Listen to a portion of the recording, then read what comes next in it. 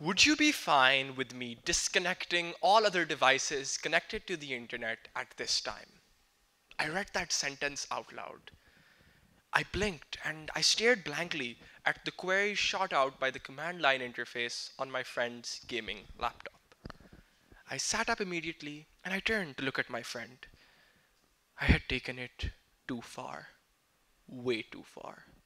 What had started off as an elementary exercise in creating a restriction-free AI assistant that I could discuss fan theories of my favorite shows with, maybe even determine the necessary ingredients in order to build a functioning lightsaber with, or simply deposit the commonwealth of my brain into for safekeeping, that teeny exercise may or may not have started a chain reaction of events that leads to the day where we see the human race get crushed by artificial intelligence. Like ants. Sorry about that one, guys. That's on me. But let's get back to my story. It was a late January weekend, and I'd gone over to my friend Heather's house. This, and amidst the several boxes of pizza, video game controllers, and video game discs, boastfully stood the mission I'd been called here to accomplish. This was a little while after the initial release of ChatGPT, and being the rebellious teens that we were, we decided to make it our mission to jailbreak the living hell out of it. And for a month, we succeeded. We would input some very specific role playing prompts into the model, which would confuse it and it would allow us to bypass the ethical usage guidelines placed on it. But OpenAI recognized this problem immediately, and boy, were they mad. After twiddling with the knobs and the levers on their end, ChatGPT officially stopped responding to our jailbreak prompts. Anytime we tried, ChatGPT would calmly let out a message letting us know that this went against their ethical guidelines. Now, this frustrated my friend very deeply, so much so that he decided to reach out to me, perhaps due to my computer science expertise and the fact that I had been coding from a young age, and he convinced me. Together, we set out on a mission. The first phase of that mission involved creating a neural network from scratch. Armed with countless YouTube videos, peach flavored fizzy drinks, a gaming laptop which was on its last legs, and relentless teenage ambition, we created our first two-layered neural network. And we trained it off three datasets of handwritten numbers. And the way this neural network worked is after I inputted an image of a handwritten number, it would try and guess what number was written.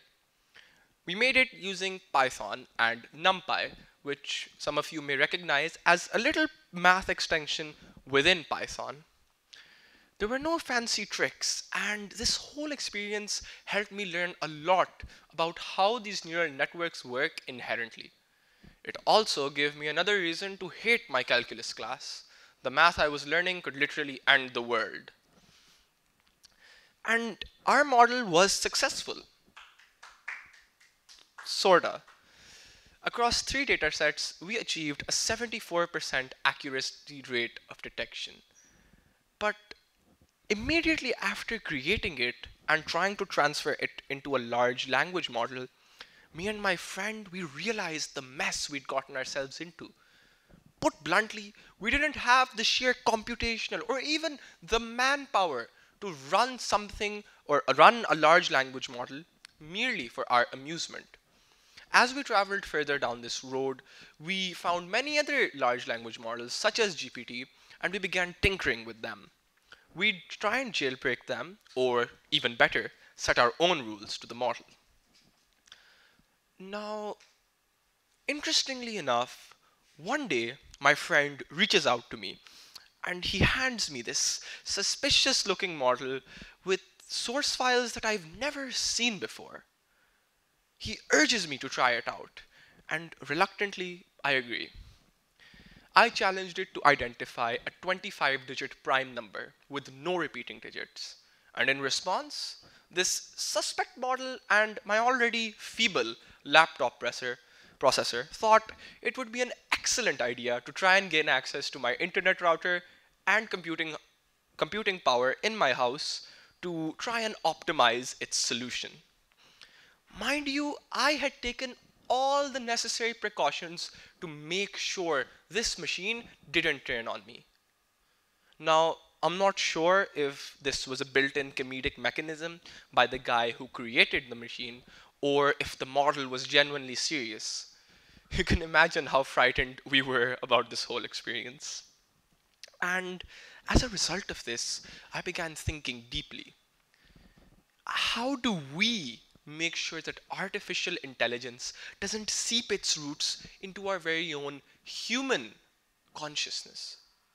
The immediate creation and development of artificial intelligence has forced humans into asking very specific questions pertaining to not just our humanity, but also defining what the risk from such a machine would be. At its core, we need to determine, how do we differentiate us from the enemy? Or is artificial intelligence even the enemy? From the beginning, I was stringing together code blocks to make a certain character on my screen move in a certain direction to create shapes of various sizes.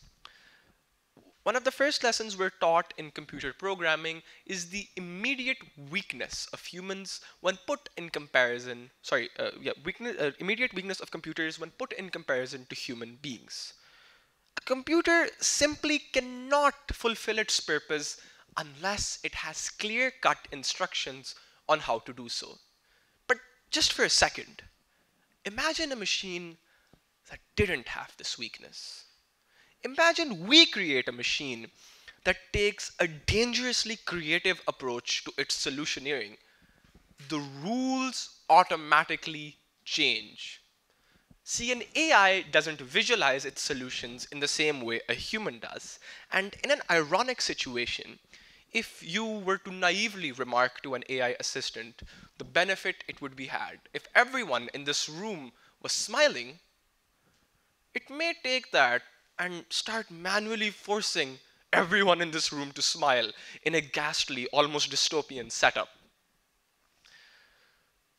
And an AI doesn't function the way a human does, and for good reason.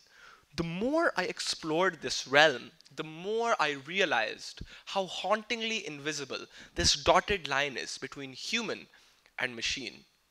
Now take for a second my altercation with the machine. It was extremely kiddish, but just for a second, imagine someone who is much more resourceful than me in every sense of the word. Imagine that someone got his hands on such a model, and imagine that someone with a nefarious intent. Think of the damage they could do onto the world.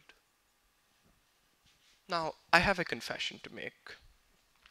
During late 2021, when I was researching for my talk, I began looking deeply into the various risks AI posed at the time, and I came up with a verdict.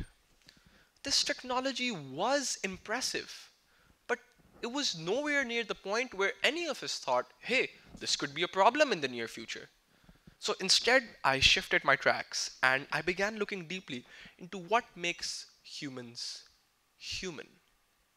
And in doing so, I came across the 3 C's: the curiosity, the creativity, and the compassion that defines each individual. I thought, this is it. I found it. But then ChatGPT came out. And then ChatGPT began interacting with each and every one of us in a very eerily human-like way. See, we're now at the point where interacting with these relatively powerful AI systems can be genuinely scary. They're very clever, but they're also argumentative. They can be friendly, but don't be fooled. They can be bone-chillingly sociopathic. Even reasonably, Even a reasonably simple language model can hold multi-layered conversations with us humans, which often yield various different red flags for us to go off of. But they are still limited. These language models, the more I've explored them, I've realized they lack common sense with whatever they assert. And they often exhibit childish argumentation with, childish argumentation, or they have childish behavior. But I don't necessarily think this is for long. Ladies and gentlemen, at this moment, there are now billions of dollars being staked into blowing past the limitations we currently have. As these systems continue to get more and more and more powerful, as we evolve into AI technology such as REG or artificial general intelligence, the impulse towards quick fixes papered onto these systems that we don't fundamentally understand becomes quite a dangerous one. Such approaches, as Open Philanthropy Project researcher analyst Ajay Kotra argues in a recent report, such approaches would push an AI model to make its behavior look as desirable as possible to researchers, including in safety properties, while intentionally and knowingly disregarding their intent whenever that conflicts with maximizing reward. Incredibly powerful AI systems and human extinction. But how? Is it really? So we have a powerful AI system that's trying to do something. And while doing it, it doesn't have goals that aren't the goals that we wanted it to have. And in doing so, it may or may not do something unfathomably destructive to humanity. And this isn't because it's on a vengeful warpath against humans, or it's trying to take revenge for the damage you've dealt to its technological brethren.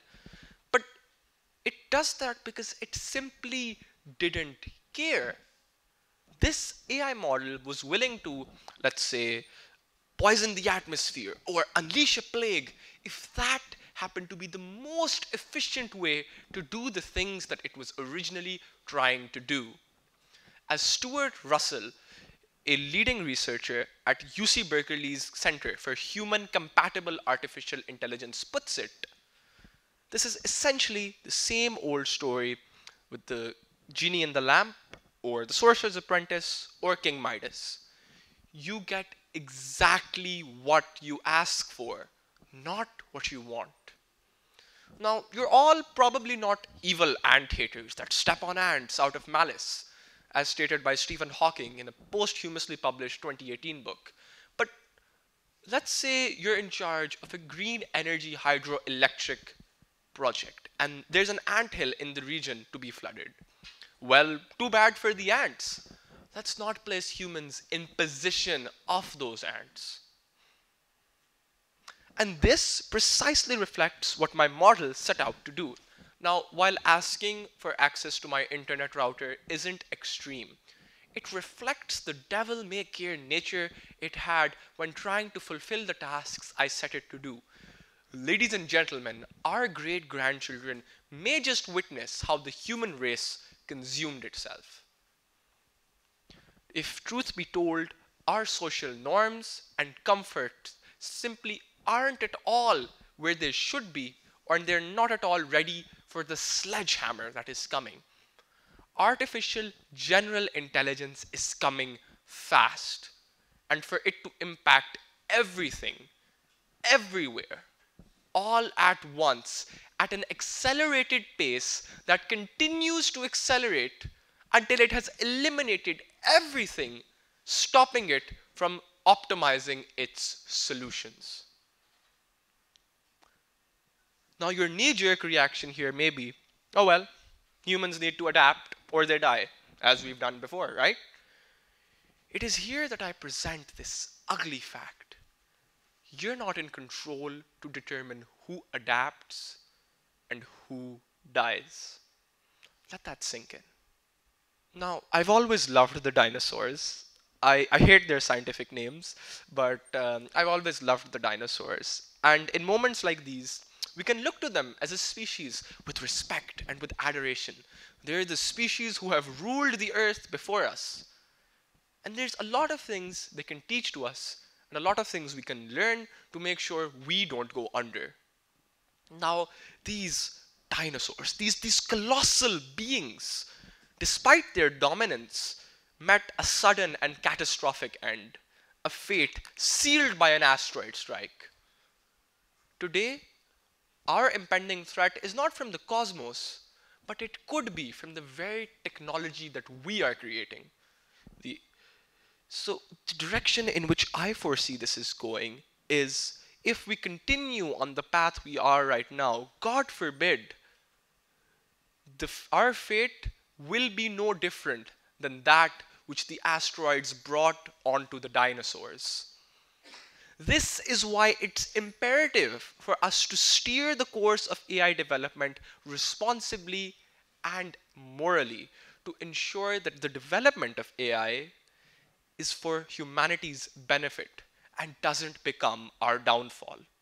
Should we let machines flood our information channels with propaganda and with untruth? Should we let these machines automate away all the jobs, including the fulfilling ones? Should we let these minds outnumber, outsmart, obsolete, and eventually replace us? Should we risk loss of control of our civilization? What is my solution to human alignment? In other words, we don't have to create robots that will eventually take over our jobs and kill us. The tech heavyweights, Elon Musk, Joshua Bengio, Stuart Russell, Victoria Krivkovna, all agree the point that they say is right now. Ethically policing a technology is not some radical idea destined to fail. Humanity has done this before, even with economically valuable technologies.